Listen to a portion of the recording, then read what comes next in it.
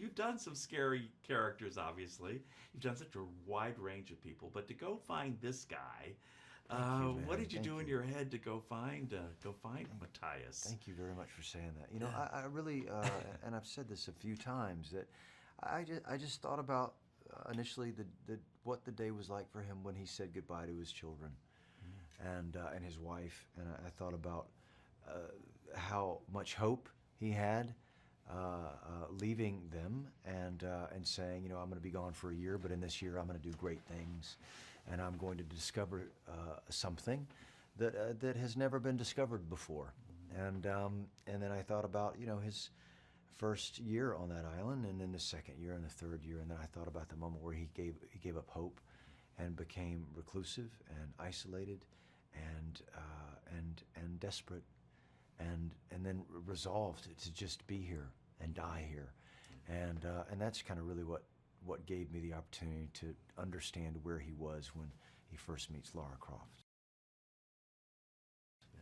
Well, you know, it's interesting. I've talked to a lot of actors who say, you know, if you really play a quote-unquote villain, small v, well, you don't play him as a bad guy, because No. in their minds, they're not a bad guy. You know, Right. they're doing a job or they're doing whatever. Yeah. But if, you know, it's one of those weird things where, you know, they really think they're doing what is right in their mind, and I Yeah. assume that's how you approached Vogel. Yeah. That's really kind of how I approach everybody, and that I've played, you know, and most of the actors that I look up to, all do the same thing.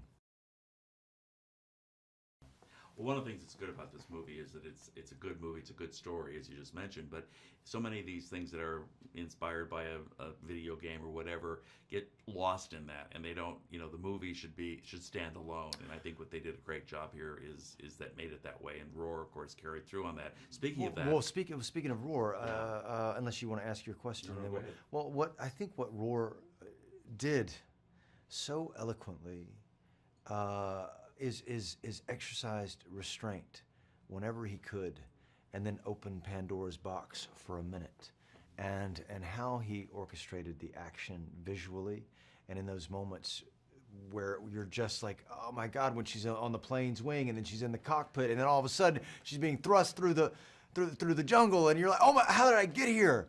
It goes up to 10, only for him to kind of bring it back down to 1.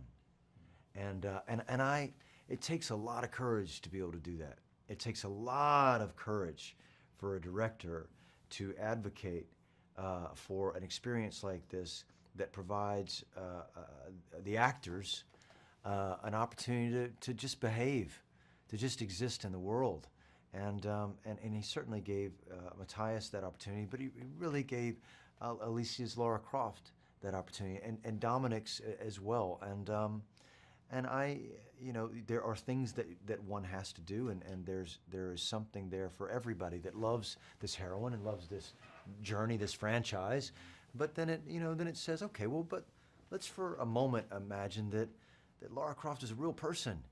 She doesn't have superpowers, you know. It's an analog experience. She has a bow and arrow, and she has a mind, and I think that those things become very relatable to the audience, because they can see themselves in her shoes, and I think they can see themselves in Matthias's shoes, and I think that they could see themselves in Dominic's Richard Croft's shoes, and that's, God knows, that's what you want, whether you're making a huge action movie or a $1 million independent drama, don't you? Yeah, I mean, that's absolutely. why people tell stories.